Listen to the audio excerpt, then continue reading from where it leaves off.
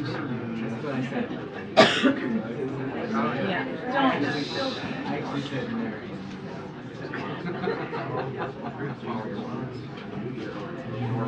George may be lame, but they're at least consistent. Yeah, that's why they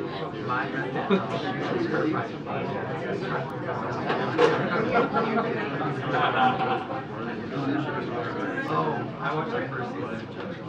Alex?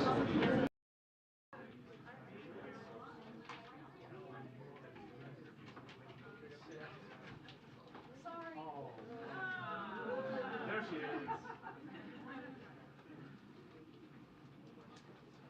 We get SAG rates for this.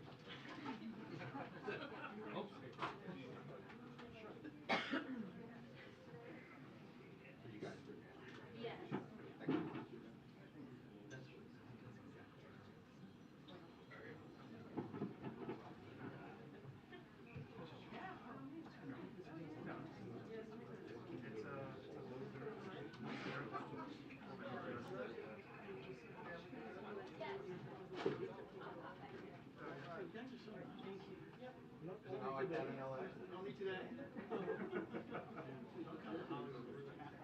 that right? Yeah. No, I don't believe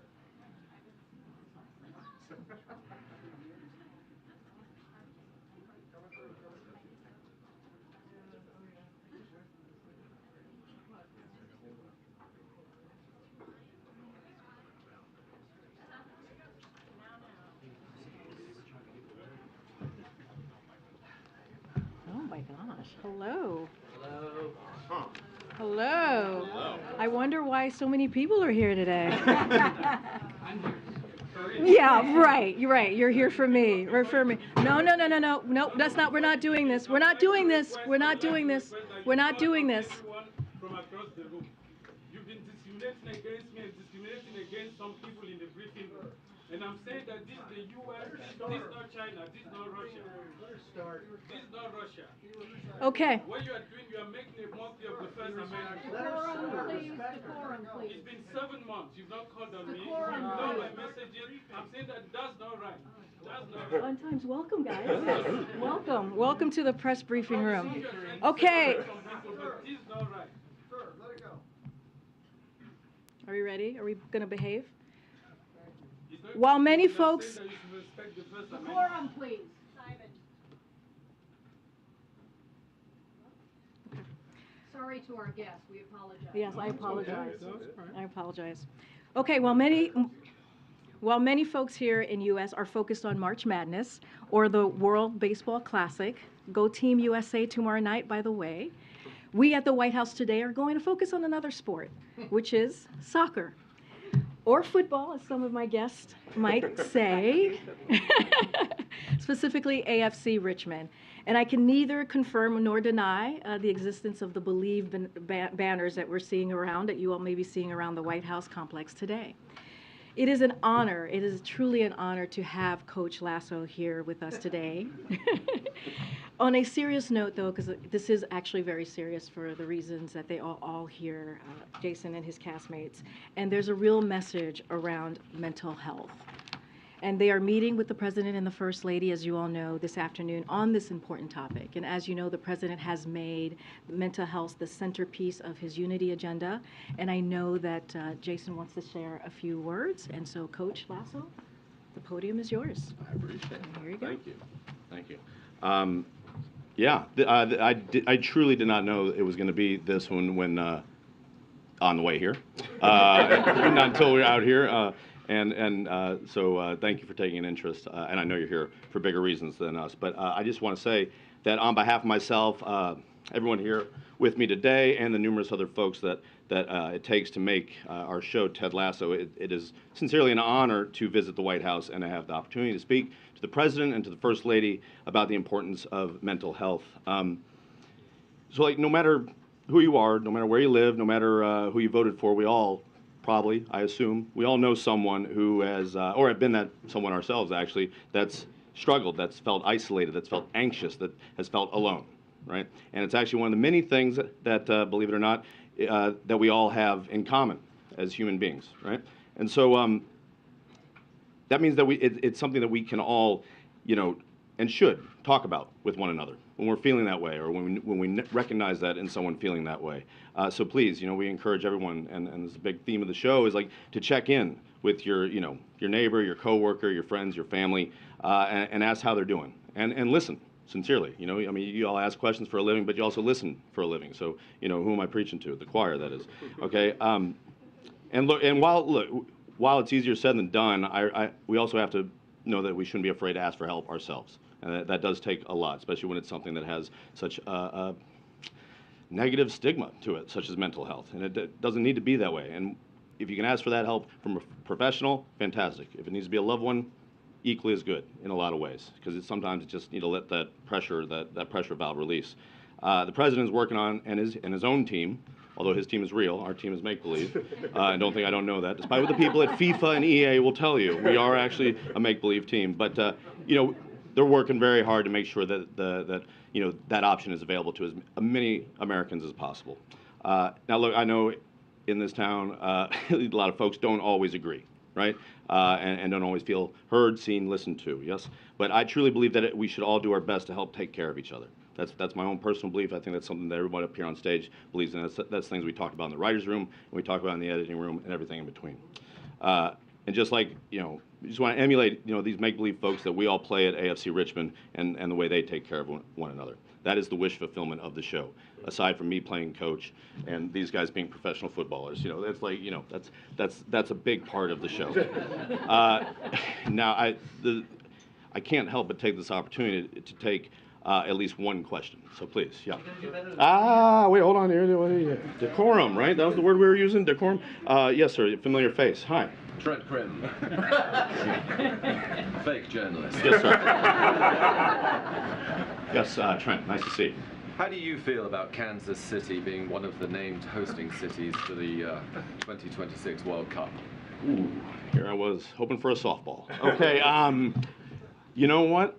I'm very excited. Truth be told, yeah, Kansas City is going to be one of these teams. I love this town. What I am genuinely worried about is once we get all these folks from all over the world to come to Kansas City and see our city, eat our food, meet our people, you're going to have a lot of folks that won't want to move away. That's what I'm worried about. That's it for us, all right? Thank you very much. All right, see you guys. Thank you sincerely so much for having us and putting up with us. Now on to greener pastures. Thank you so much. Thank you. All right, Thank see you you guys. guys. Thank you so Absolutely. much. Yeah, Thank you. Thank you guys. Thank you. Thank you. Excuse me? You don't have a little Joe Biden impression? Nah, they got the real one here now. Yeah. No, I need fake teeth and and injected with a lot more chutzpah to pull that off. So, Oh boy. yeah. Okay. All right. Thank you so much. Thanks, guys. Thank you so much. Thank you. Thank you. Okay. I just got to say something before we start. I know some folks are probably going to leave the room.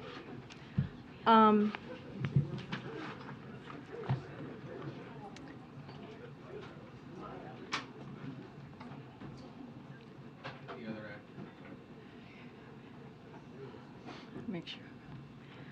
Karine, what I'm saying is you can't keep discriminating against some people in the briefing room because you don't like them, you don't like their So you have a choice. No, You have a choice. against You me have a and against choice. a number of people Okay. in the briefing room, and I'm saying that that's not right. This is not China. This is not Russia. This is the United States. This is the White House.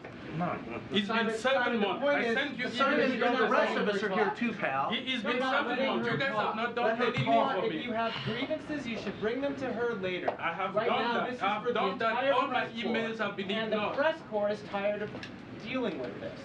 It isn't I've just done about that. you, I Simon. understand that you get questioned all the time and you don't understand what it is to sit here for 8 months and being discriminated Take against. your I understand that you're in the legitimate front row and you feel questions comfortable and you to the get press questioned all the secretary at time. another But there are time. people in the back who don't get any questions. Don't make assumptions about what the rest of us do. Mind your manners when you're in here. If you have a problem, you bring it up afterwards. But you are impinging on everybody in here who's only trying to do their job. Okay, thank you. I'm saying that you shouldn't discriminate against some people because you don't agree with their question, you're offended by your You made your question. point. We all heard it. All right. Guys, as you all know, many of you know, this is the White House press briefing room, a historic room, a room that should have decorum, a room where folks should respect their colleagues and respect the guests that are here. And I understand that there's going to be give and take. That's the way the press briefing has gone for decades before me.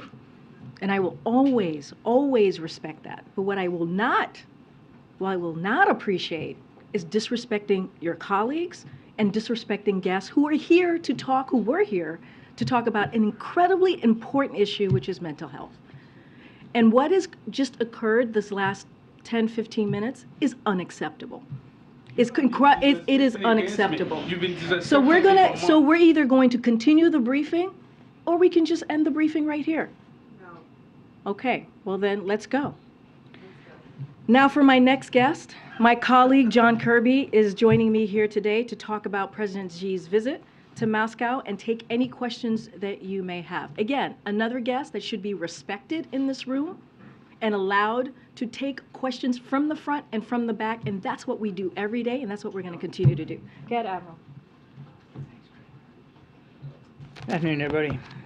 I do have a few things to get through, and I promised Karine I'd try to be as brief as I could, but there's a lot going on, so just please bear with me, and then be happy to take as many questions as time will allow. Today, I think as you all know, President Xi's visiting Russia to meet with President Putin.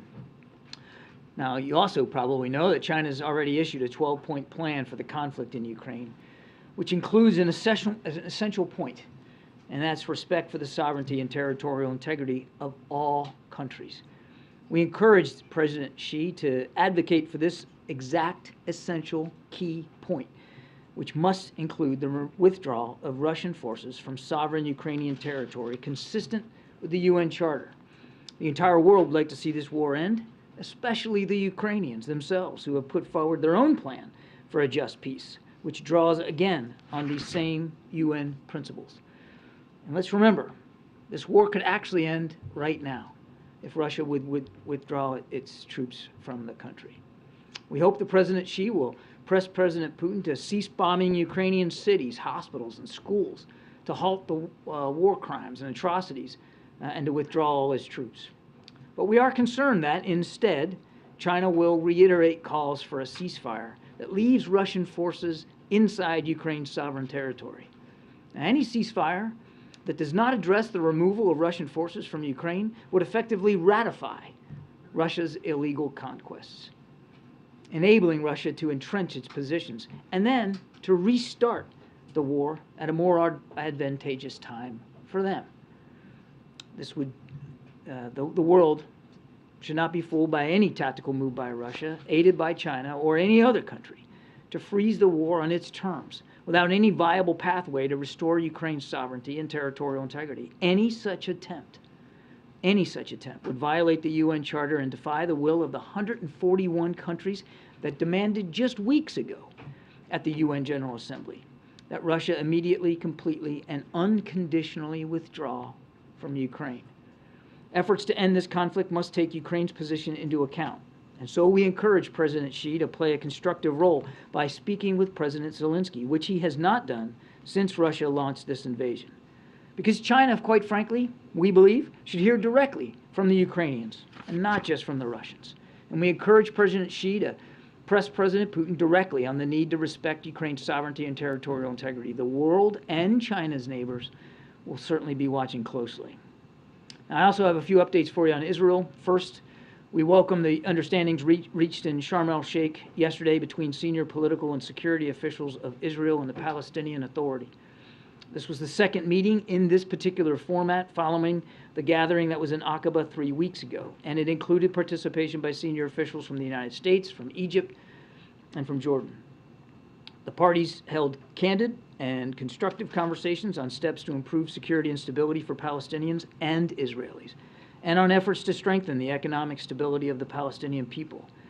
Meetings at this level have not taken place in nearly 10 years, and they help to build a critical foundation to de-escalate tensions and reduce violence, and that's what we want to see happen.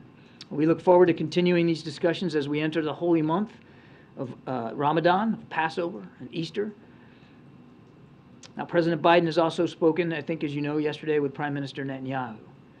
In that call, he welcomed the meeting in Sharm el-Sheikh and reinforced the need for all sides to take urgent, collaborative steps to enhance security coordination, condemn all acts of terrorism, and maintain the viability of a two-state solution. He also reiterated his unwavering commitment to Israel's security and our ongoing cooperation to counter all the threats posed by Iran, and there are many.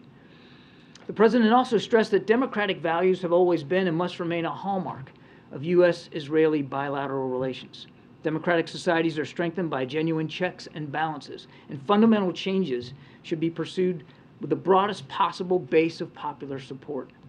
He offered his support for efforts underway to forge a compromise on proposed judicial reforms consistent with those core principles, and we call on all Israeli leaders to reach such a compromise without delay.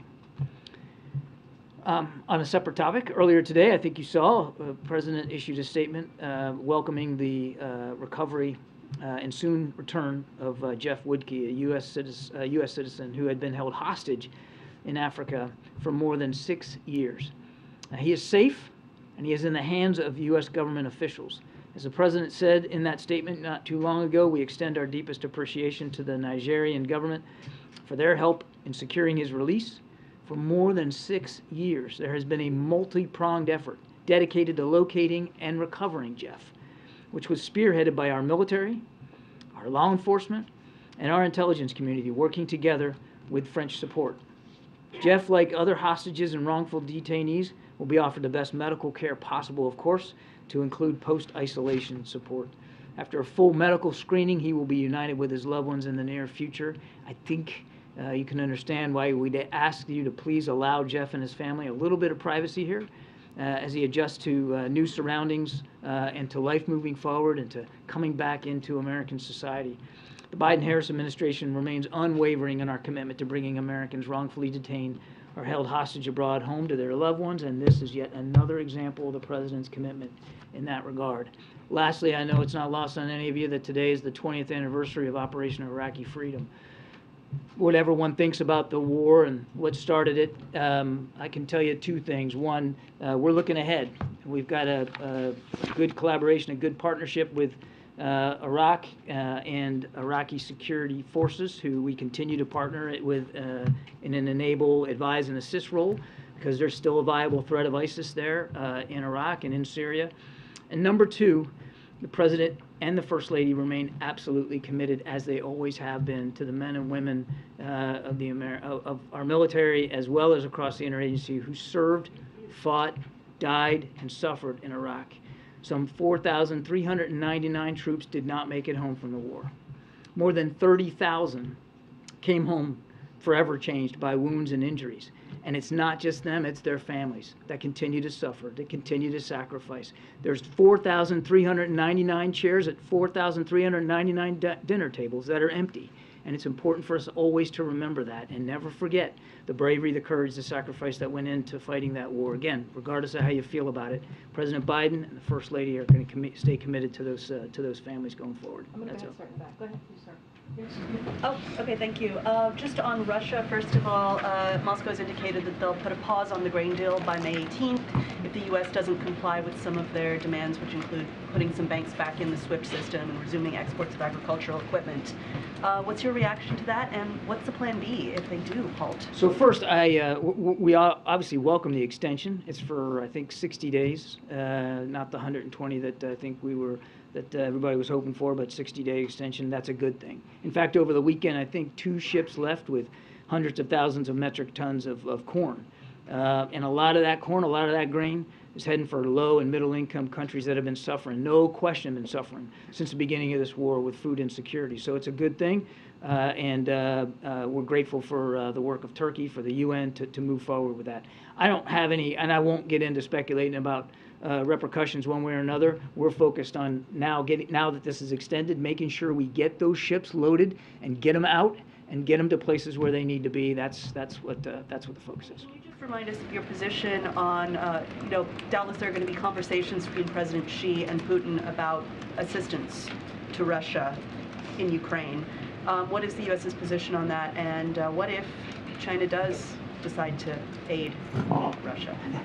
All right. So on the communications, hang on. I just want to write this down so I don't forget it. You've heard the President say this himself. He wants to have another conversation with President Xi, and he'll do that. And we'll do that at the most appropriate time. I don't have a call on the schedule to speak to, but it's important that we keep those lines of communication open, particularly now when tensions are so high. That's why we still want to get Secretary Blinken back to Beijing. That visit was postponed. It wasn't canceled. And we're still hopeful that we can get that back on the calendar. As a matter of fact, we're having discussions with the PRC right now about potential visit by Secretary Yellen and Secretary Raimondo to go over there and talk about economic issues. So there's that we're still working. So all of that, keeping those lines of communication open, are still valuable. Now, you asked about lethal weapons and provision of lethal weapons by China. We'll see what they come out of this meeting talking about. I mean, we don't know if there's going to be some sort of arrangement. I would just tell you that we still don't believe that China's taken it off the table. We still don't believe and haven't seen any indication that they're moving in that direction, or they've made a decision to provide, or that they're actually going to do that. We continue to believe it's not in China's best interest to do that, to help Mr. Putin slaughter innocent Ukrainians. It's hard to believe that they would think that that's in their best interest. It would also run counter to what we've heard President Xi talk about in terms of what his ultimate goal here is. I think he put an op-ed out today talking about sovereignty, territorial integrity, finding a peaceful way to end this war. That providing lethal weapons would seem to be inconsistent with that goal. When is the right time for a ceasefire? Alex, Thank you, Karine. Admiral, are you encouraged by progress or seeming progress in Israel on the judicial reforms? It seems that Prime Minister Netanyahu and his critics agree on some key things, but not others. How do you assess the situation? Well, we're glad that they're talking. The president was encouraged by the efforts by President Herzog to come up with some alternatives. We're certainly going to let Israeli leaders speak to the details of that. This is for them to work out. But one of the messages that President Biden had when he spoke to the Prime Minister yesterday was it's important for those efforts to be fully explored and for compromises to be made, because the beauty of democracy is in fact compromise, and the strength of both our democracies is that we believe in checks and balances, and also in a consensus among the populace that to make these changes, whatever changes they are, to make them sustainable, all that has to be factored in. Good. Thanks. Just a couple follow-ups here. You said that you haven't seen any confirmation that China has made a decision yet when it comes to providing aid. Why do you think China hasn't made this decision yet? Do you think they're waiting for this meeting today, or? Difficult to know. It's hard, I couldn't possibly get inside President Xi's decision-making to see, what he's thinking. China has, as you know, not condemned the war, but they haven't provided lethal weapons. They haven't participated in sanctions the way we obviously would have preferred them to do. They have made their own sovereign decisions, and largely, at least tacitly, many of those decisions have come down on the side of Russia here, including buying into the Russian propaganda that this war is some sort of existential threat to Russia, and it's the West or the U.S. and NATO pushing Russia, which, of course, is nonsense. I can't speak for President Xi and why he hasn't moved in this direction. I would just reiterate here from the podium what we've reiterated to Chinese officials privately, that we don't think it's in their best interest. It's not going to bring an end to this war any faster. And as I said earlier, it certainly appears inconsistent with what President Xi has said publicly about what he wants to see happen. And on the phone call between President Biden and President Xi, what is the holdup here? You all seem interested in talking. Are the Chinese not interested? No holdup at all. We want to make sure when we have this conversation, it's at the appropriate time and in the right context. President Xi's been kind of busy of late. I mean, he had the People's Congress, which just ended. Now he's in Moscow. So look, when it's the right time, and for both leaders, we'll get them on the phone. But just as importantly, to my first answer on this, we're still still interested in working towards getting Secretary Blinken back to Beijing. I mean, he was practically on the plane when we had to pull that visit back and postpone it. And as I said, we're having active discussions with the PRC right now about the potential visit by Secretary Yellen and one by Secretary Raimondo. Okay. Thanks, John. On the call yesterday with Prime Minister Netanyahu, has there been any discussion within the U.S. government of withholding potentially some military assistance to Israel because of if these judicial reforms do proceed? There are a number of instances around the world where the U.S. withholds military assistance for democratic reasons or concerns along those lines. One of the main things that President Biden stressed to Prime Minister Netanyahu was our ironclad support for Israel's security, and that's going to continue. We face some common challenges in the region, not the least of which is Iran. That will continue. And then some different topic, in the other NSC side, the Homeland Security side, in light of some of the discussions regarding protests surrounding the potential future indictment of the former president. You addressed this a little bit yesterday, but has the White House been briefed on any security concerns or is involved in any operational planning to ensure investigating threats or otherwise ensure Homeland Security? I'm not aware of any specific briefings or specific threats. As I said yesterday, we always monitor this, even absent the context of those comments. We're constantly monitoring this, as you would think we should, particularly in the wake of what happened on January 6th. But I'm not tracking any individual or specific threats or any specific or operational moves by the federal government. Yeah. Thanks. John, does the president plan to invite Prime Minister Netanyahu to Washington for a visit? There's nothing on the schedule right now for that. And more broadly on the Russia question, is there another way to look at President Xi's visit other than a show of support for President Putin? I think clearly, look, take a couple of steps back here. I mean, this is a relationship that has been burgeoning of late. These two countries have grown closer. They are both countries that chafe and bristle at U.S. leadership around the world, that chafe and bristle at this idea. I know it sounds like a wonky term, but this rules-based order, this international rules-based order, which so many countries helped to establish in the wake of World War II, these two countries, they don't like that much. And they'd like to challenge it. And in China's case in particular, they certainly would like to challenge U.S. leadership around the world. In President Putin, President Xi sees a potential ally in that effort. For President Putin, he sees in President Xi a lifeline of sorts for a war that he's conducting that has clearly not gone anywhere near the direction he wanted it to go, and a military that is clearly failing on the battlefield. So it's a bit of a marriage of convenience, I'd say, less than it is of affection. And again, we'll see where this goes after this meeting. But these are not two countries that have, decades-long experience working together and full trust and confidence. It's a burgeoning of late, based on America's increasing leadership around the world and trying to check that. Thank you. I wanted to ask you about the government of India protest against, there was an attack on the Indian consulate in San Francisco yesterday. The doors were broken, windows were broken, and the graffiti is written on its wall. Is the president aware about it? And I haven't seen any action being taken by the San Francisco police yet. We certainly condemn that vandalism.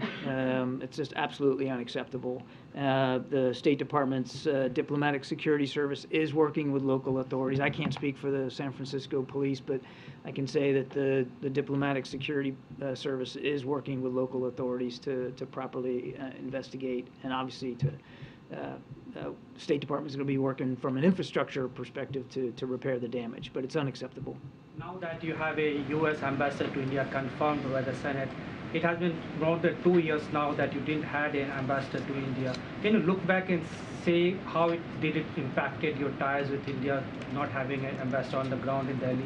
It always helps if you have a Senate-confirmed ambassador in a country, particularly one that's so important like India to us in the region and around the world. But we didn't let that stop us. President Biden has prioritized that bilateral relationship, and even though without an ambassador, we certainly had a very competent charge there and a very competent career staff in the embassy that were able to continue to advance our foreign policy interests and this bilateral relationship, and did so quite effectively. But obviously, having an ambassador is always important, and we look forward to Wait in the back, behind Alex. Thank you. What is the administration doing specifically to counter the growing Russia and China relationship? What we're focused on is revitalizing our alliances and partnerships around the world and advancing our foreign policy goals around the world, and in working to strengthen the foreign policy objectives and the mutual security objectives that we share with so many other countries. I mean, last week on Monday, the president was in San Diego to unveil with Prime Minister Sunak and Prime Minister Albanese of Australia this AUKUS deal. This is an opportunity now to help Australia get their own nuclear-powered submarines. That's just one example. That's what we're focused on. It's not about countering them. It's about advancing our goals. Thanks, John. Russia and China. It seems like these two superpowers are teaming up now against the U.S. Why did President Biden let this happen? Peter, these are two countries that have long chafed, as I said to Jeff, long chafed at U.S. leadership around the world, and the network of alliances and partnerships that we have. This is not something that these two countries just cooked up since President Biden got elected. But it is something that they have been since he's been president. He has talked tough. He tried to pressure Putin and Xi to act right or risk their standing on the world stage. Does he see now that they don't care? I think if you ask a lot of Russians, they certainly care. I mean, their economy is barely being propped up by some pretty radical measures by Mr. Putin. Their military has been roundly embarrassed inside Ukraine, and they continue to lose ground there.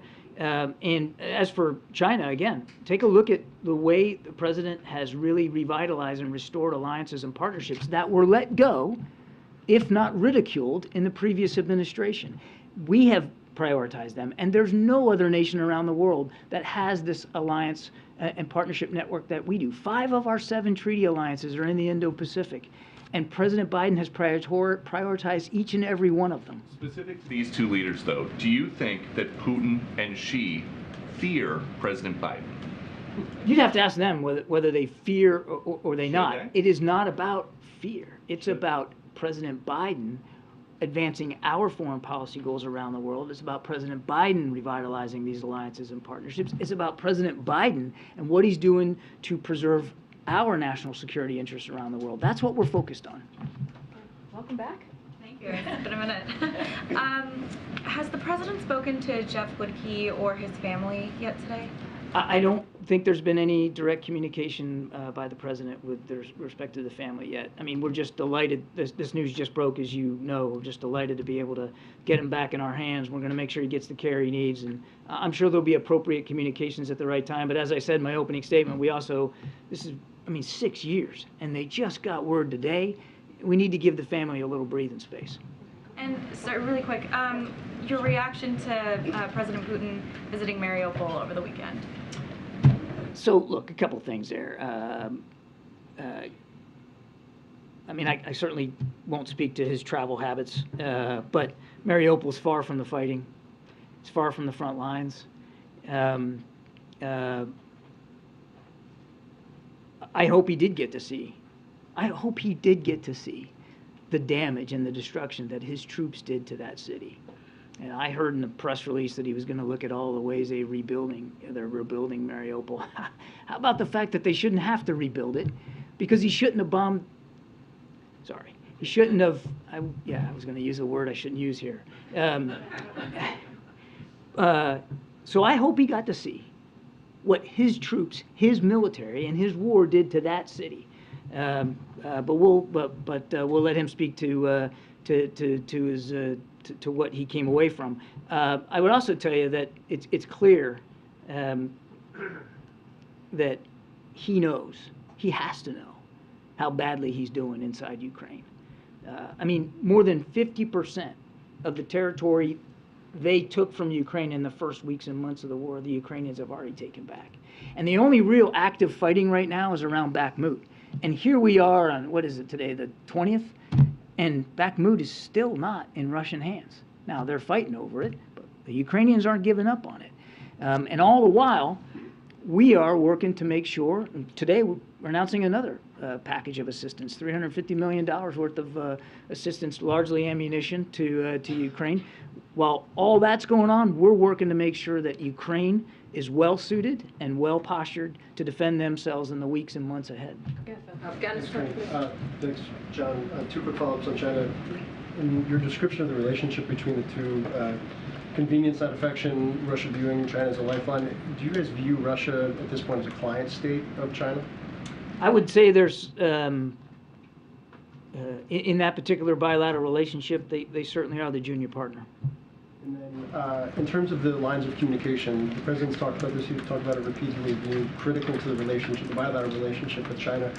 Which lines are not currently open? There was reporting last month about the military, no lines were not open. Obviously, economic lines are open. It seems like the Secretary Well, we're hoping to get the economic lines open. The military-to-military lines are not open, and that's a problem. That was, as you know, one of the things we were hoping Secretary Blinken would get thawed for us, because they are frozen. And of course, that trip didn't happen yet, so those lines are still not open. But look, through diplomatic channels, we still have the ability to speak with the Chinese, and we are. As I said, we're working with them on a potential trip by Secretaries Yellen and Raimondo. And as I said earlier, the president will absolutely speak with President Xi at the appropriate time. That's still open. Hey, John, can you, thanks, Karine. Can you talk more about the effort to release Jeff Woodkey? Was the White House directly involved in negotiations? Were there any concessions? What exactly changed in the last little bit? We were, our team here at the NSC was involved in this. Of course, Mr. Karsten's special envoy for hostage affairs over the State Department was keenly involved. You saw that the president personally thanked the FBI hostage fusion cell for their work, as well as just the work across the interagency. As I said in my opening statement, the intelligence community, other diplomats as well. It was a team effort to get him out.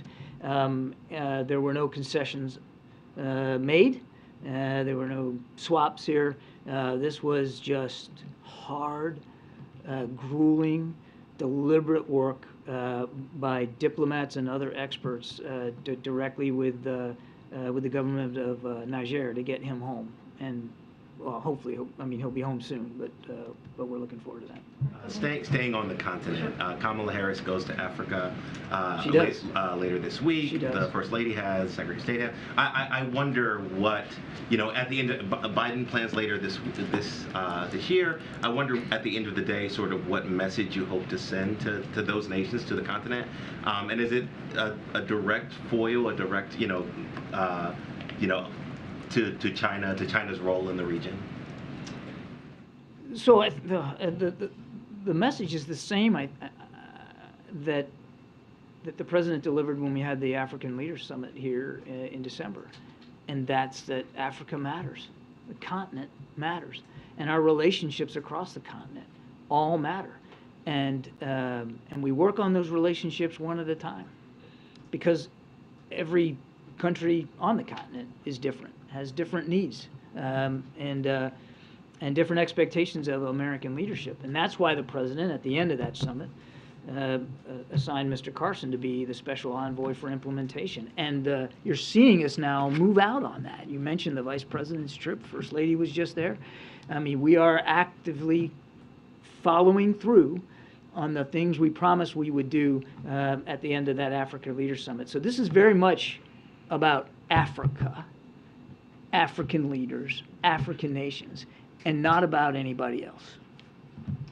Thank you so Can I much. ask you a follow-up question on that? I have a question on India and China. There is a report from U.S. News saying that the U.S. provided intelligence to Indian military and that helped them repel a Chinese incursion that happened last year.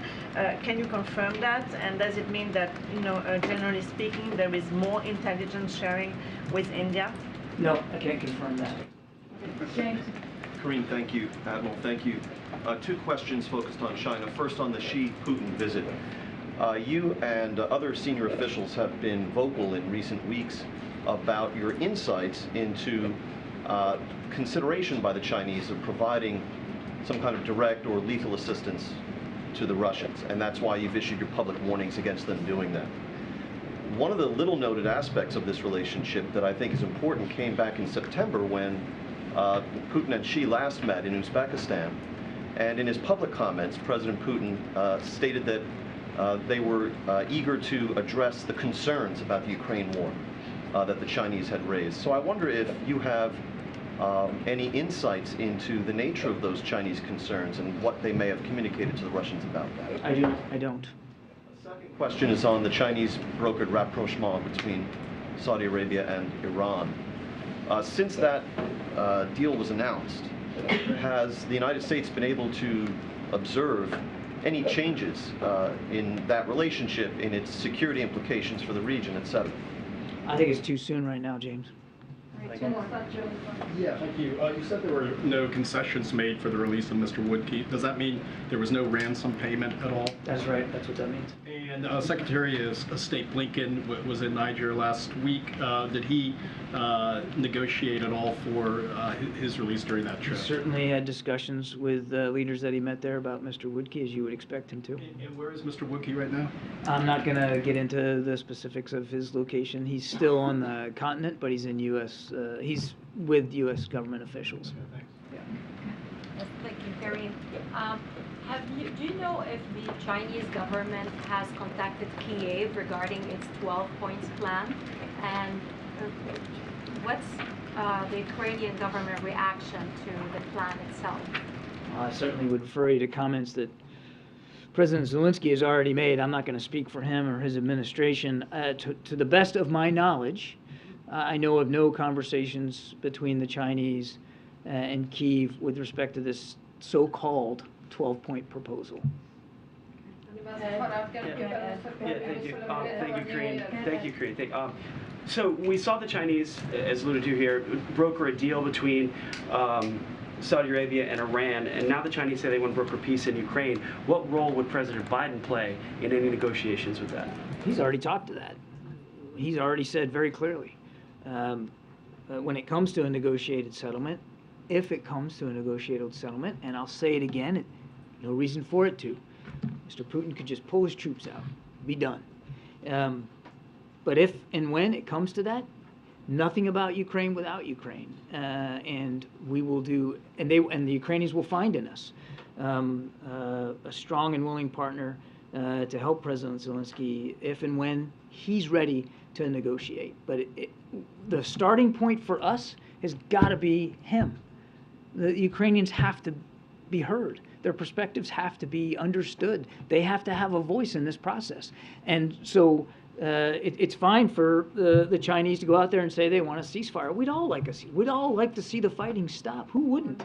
But if it stops now, without any consideration of the Ukrainian side, without any discussion between the Chinese and the Ukrainians, without any accession by them to an idea of a ceasefire, it basically freezes in place what Mr. Putin has been able to achieve on the ground inside Ukraine. It's dwindling, but he still has occupied territory in Ukraine, and that's just unacceptable. What's the level of concern, real quick, just real quick, what's the level of concern about the growing influence of China around the world then? Certainly mindful that China has tried to expand their influence all around the world, Middle East, in Africa, in Latin America. They can speak to their foreign policy goals should they wish to. I can only speak to ours. And our goals are not about countering or being a block or an obstacle. There's no effort to contain here. It's about advancing what President Biden believes are the appropriate foreign policy goals for this country, for the American people and for the best interests of our allies and partners. And again, I'll go back to what I said before. No other nation in the world, none, has a network of alliances and partnerships that the United States does, has as many friends around the world as the United States does, who are interested in pursuing the same goals. Secretary Austin just a week or so ago held the 10th Ukraine Defense Contact Group, more than 50 nations, again more than 50 nations at each and every one. And those are voluntary participation events. It's not like we're browbeating people to show up to agree to contribute to Ukraine. That's the power of American convening leadership. And you don't see that power out of either Russia or China. These are two countries who do not have that same network of friends and partners. And one of the reasons why that relation, sorry, that their he got me all, he got me, no, he got me all lathered up. He got me all lathered up now. But one of the reasons why you're seeing that tightening relationship is because they recognize that they don't have that strong foundation of international support for what they're trying to do, which is basically challenge American leadership around the world. All right, last question. Thank you very much. President travels to Ottawa this week, and the past president had a difficult relationship with Prime Minister Trudeau. Does the United States feel that episode is in the past, or does that relationship need tending with Canada and Canada's leadership? We'll have more to say later in the week about the trip to Canada. The president's very excited about doing this, going up there and really going to Ottawa for no other purpose than the bilateral relationship. He has a terrific relationship with Prime Minister Trudeau, warm and friendly and productive. There's an awful lot on the plate there, from everywhere from strengthening NORAD to climate change to obviously migration challenges, economic and trade. I mean, there's a bunch of things. We'll have more to say later in the week, but the president's very excited about this. Thank you, Ed. Thank you. Appreciate it, everybody. Thank you. Thank you. Okay, just a couple things and then we'll get going. As you all know, earlier this month, President Biden released his budget, which will the following: invest in America, lower costs and cut taxes for working families, protect and strengthen Social Security, Medicare, and reduce the deficit by nearly $3 trillion over a decade, all while ensuring that no one making less than $400,000 per year pays a penny more in new taxes. The day after the president released his budget, the House Freedom Caucus released their MAGA budget proposal, which is a 5-alarm fire for hardworking families. Each day this week, we will zero in on how the MAGA budget proposal would be a disaster by endangering public safety, raising costs for families, shipping manufacturing jobs overseas, and undermining American workers, hurting seniors, and weakening national security and our ability to outcompete China. Today, we're showcasing how the MAGA budget proposal would endanger public safety. And here is how it will do that. Make our borders less secure by eliminating funding for more than the 2,000 CBC agents and officers. Defund the police, not fund the police, but defund the police by eliminating funding for 11,000 FBI personnel and 400 local law enforcement positions. Allow an additional 150,000 pounds of cocaine, nearly 900 pounds of fentanyl, nearly 2,000 pounds of heroin into our country. Slash rail safety inspections, leading to 11,000 fewer rail safety inspections days next year alone. Jeopardize our air safety by shutting down air traffic control tower services at 1/3 of all U.S. airports. And that's just the start of it. That's just the beginning. So we look forward to sharing more every day this week. One last thing, and then we'll get started. We send our best wishes to everyone celebrating Nowruz across the United States and around the world, from the Middle East to Central and South Asia and to Europe.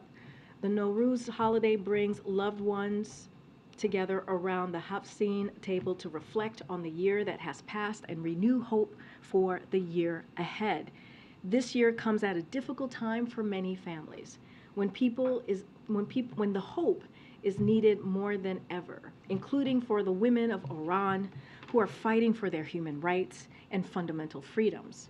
The United States will continue to stand with the women of Iran and all the citizens of Iran who are inspiring the world with their conviction and their courage. And together with our partners, we will continue to hold Iranian officials accountable for their attacks against their own people. With that, you want to kick us off, Steve? Thanks, Karine. It's first a quick moment of personal privilege here. I just want to express our apologies to the press corps, to the folks watching at home for the display we saw earlier. Our responsibility is to them. We're here to ask questions on their behalf, to hold their government accountable, because they can't all be here. This isn't about us. So with that, for you, there's some calls over the weekend, last couple of days, from small, mid-sized banks calling on the federal government to ensure deposits above $250,000. Is that something that the president would be supportive of? So don't have any newest announcement at this time for you, and appreciate that, I should say. I appreciate that. I think the American people appreciate that, because that is an important message to send to all of them who are watching. But as you know right now, Zeke, our goal is to ensure the financial system is stable. That is their focus of That is the focus of Treasury and the bank regulators. And as you saw, due to our actions this week, at the direction of the president, Americans should be confident of their deposits. We'll be there when they need them. And so, again, that's what our focus is going to be. We don't have any new announcements at this time, but clearly we want to make sure that our financial system is stable. Briefly, on a different topic, Congress has sent the president the COVID origins bill. Does he intend to sign that? I spoke to this last week. We're certainly reviewing it. Just don't have anything to share on the president signing the bill at this time or next actions. Thanks, Karine. And I'll join Zeke in what he said earlier. What does the White House make of former President Trump calling on supporters to protest his potential indictment? So, as you know, it's an ongoing investigation. We do not comment on any ongoing investigations from here. We've been very consistent on that.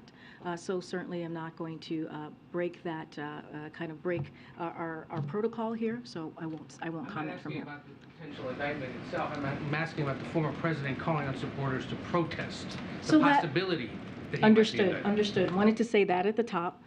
So look, the president has been very clear when it comes to Americans who want to protest. They should do it peacefully, and that is something that is incredibly important that the president has always continued to say, but I don't want to get into hypotheticals from here, and so I'll just leave it there. There's one other thing related to this that isn't hypothetical, because now House Republicans are requesting to speak with the Manhattan District Attorney Alvin Bragg about his ongoing investigation into former President Trump. Is that the view of the White House, a proper use of federal taxpayer dollars to investigate or try to find out what a local prosecutor is doing? Again, I'm just not going to speak, because that is an underlying connection to the investigation. Just not going to comment from here. Look, the president is going to continue to focus on what the American people need, their priorities.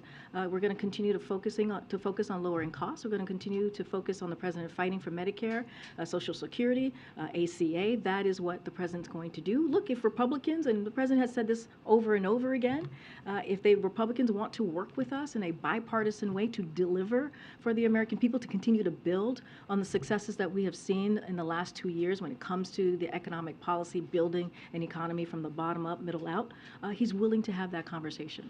We saw what the president proposed on Friday regarding changes to how the FDIC oversees banks and executives at banks specifically.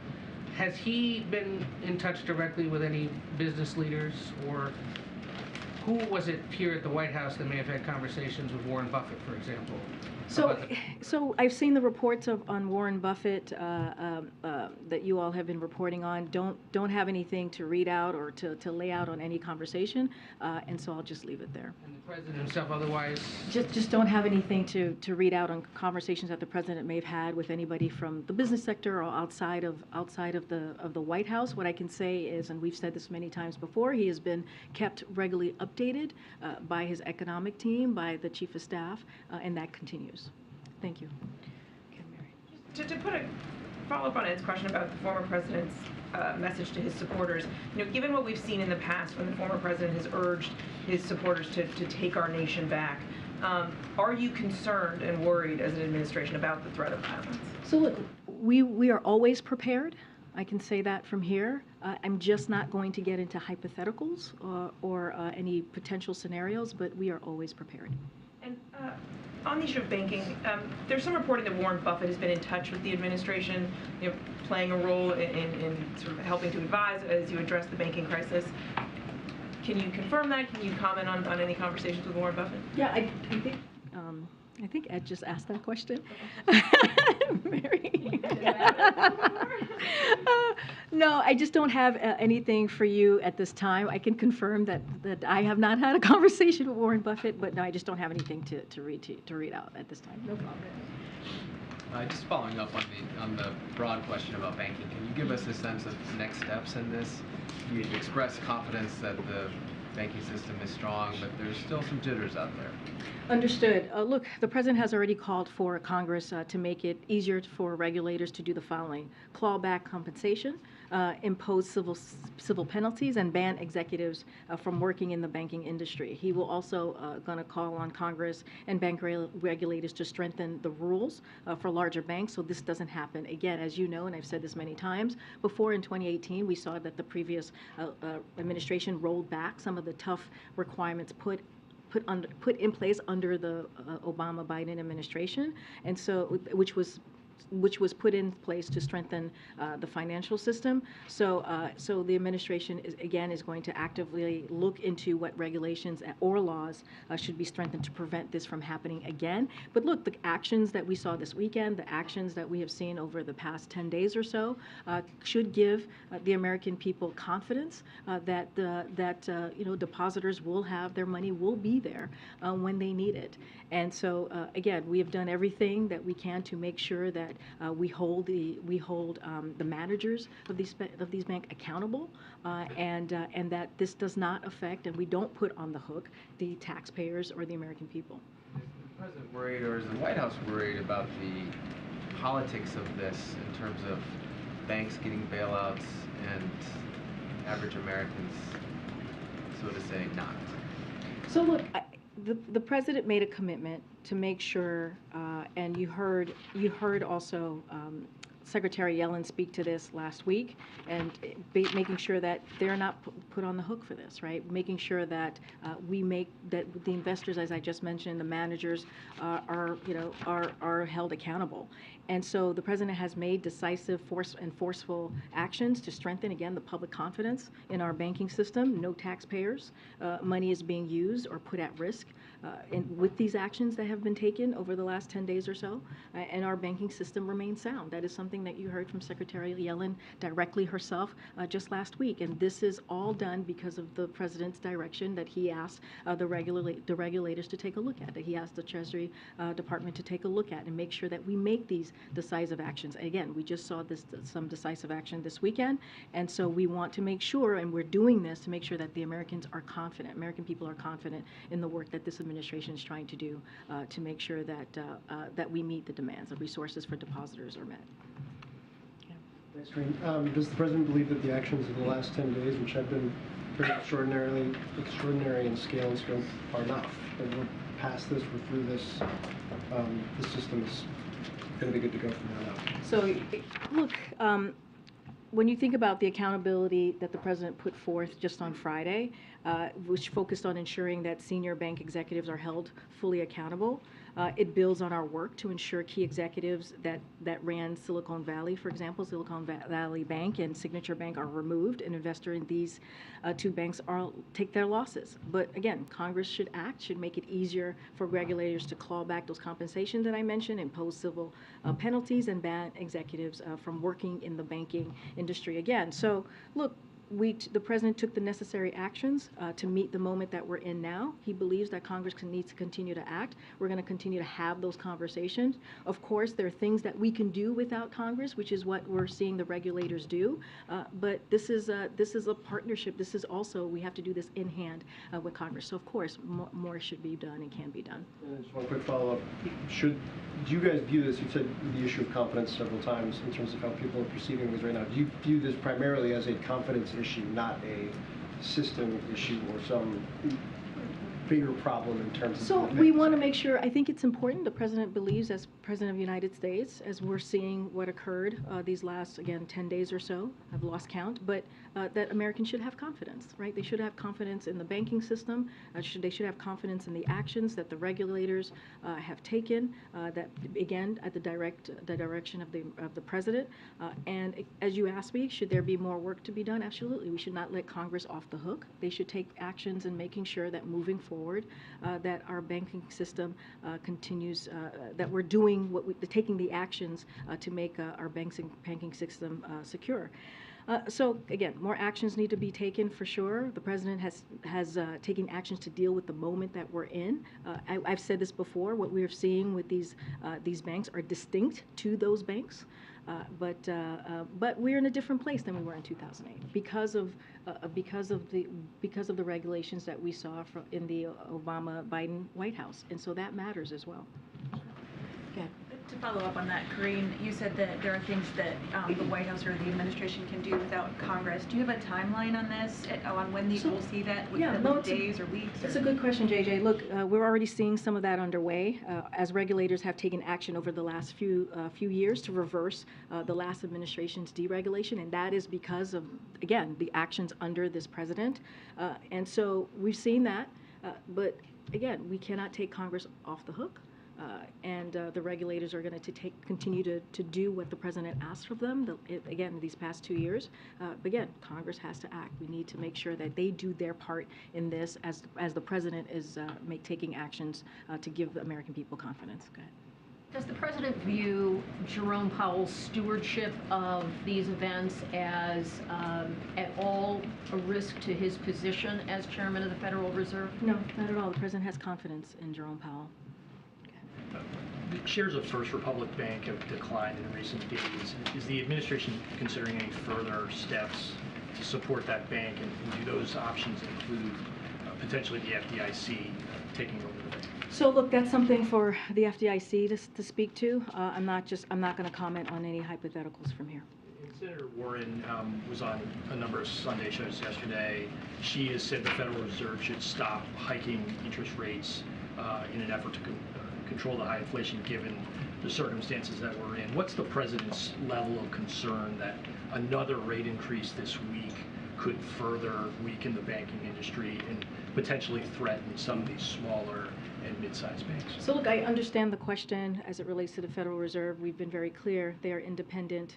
They will make, the president believes that. The president has been very clear on that, and they are going to make their decision, their monetary policy decision as it relates to interest rate, as it relates to dealing with inflation, which are clearly both connected, but we're not gonna comment on that from here. Go ahead, I have a comment. How's switching gears to climate a little bit, how is the White House dealing with the new Intergovernmental Panel on Climate Change report that came out today? Are there plans to change anything that the administration's doing, or just carry on the programs and plans you have right now? So they have not spoken to our team about the report, so we need to go back and get their assessment on the report that you just mentioned that came out. So just don't have anything to share at this time, but happy to come back to you on that. And in terms of preparations for any protests or rallies, what do those preparations look like? I'm just not going to get into any details from here. I think I answered this question just a little bit to your colleague, and I just said we're always prepared, but certainly not going to get into hypotheticals. Go ahead. What's happening with the Cuban baseball defector, and are there any concerns about how that might impact any relations with Cuba? I don't have anything to share at this time on that question. Go ahead. Thank you. Karine, while we've been in here, there's been a couple of stories that have started to come out about the economic report of the president. I think there's an AP story and a New York Times story. Do you have anything more to share on when that report's coming out and any of the top lines from it? I don't have anything to share at this time. When we're ready, we certainly will share that with all of you. Okay. Go ahead, Courtney. Thanks, Karine. I wanted to ask you, state leaders are campaigning for abortion access amendments to be put on the ballot in 2023 and 2024. One example that's gaining some steam is in Ohio. Is the administration doing anything to support this effort or tracking those ballot initiatives, given that you... Can you go back to what you said before you said Ohio? What is... Yeah. Ballot initiatives, there's leaders that are trying to put ballot initiatives for 2023 and 24 for abortion access. Abortion acts to abortion Kind of expand. like what we saw in Kansas, gaining traction to do that in other states. Well, look, the president has been very clear about especially the day that Roe was no longer the law of the land, that we needed to do everything that was possible to make sure that we protect women's rights to health care, and he's been very clear about that. I don't have any specifics to say on those particular potential pieces of legislation, but clearly we welcome legislation that's going to support that, that's going to support women being able to make their own decisions on their health care. And it is shameful. It is shameful that we're seeing extreme elected officials out there talking about national ban on abortion, and we're going to continue to call that out. We should not be talking about taking away the freedoms of Americans across the country, of women across the country.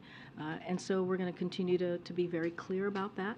But certainly we would support legislation that helps expand the access for women. And if you could provide an update of the case in Texas on mifepristone.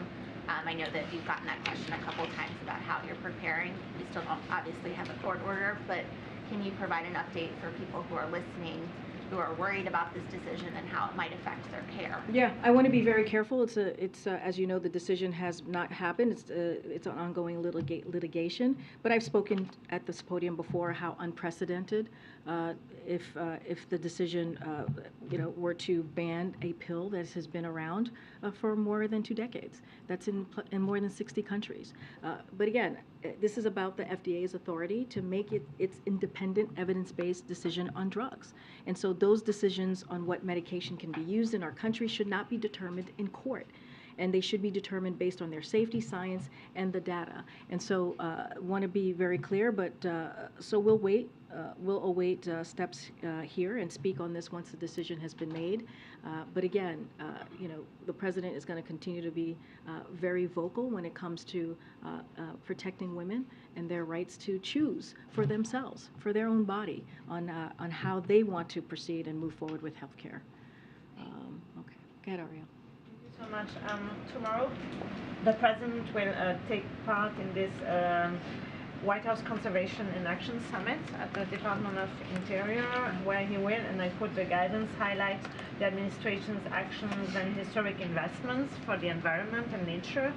But just a few days ago, he greenlighted the Willow Project in Alaska. So it looks like he's sending conflicting signals here. So can you maybe elaborate on what his approach is on the environment and what he's telling, especially young activists who protested the Willow Project? Yeah, I would disagree with that. As we have said before, the step that the Department of Interior had taken was because of certain legal constraints. So we have to remember that these were legal. This was part of a legal kind of decision, as I explained last week.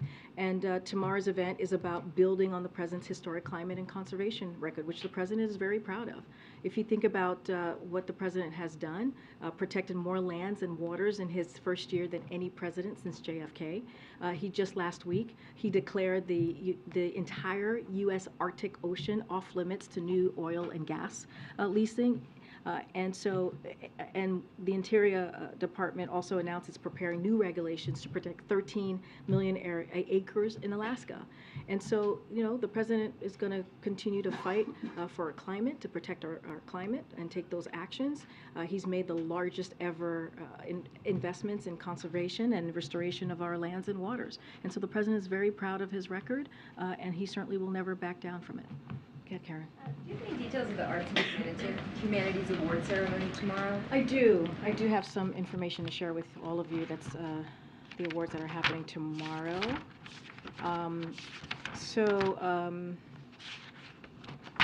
Give me 1 second here.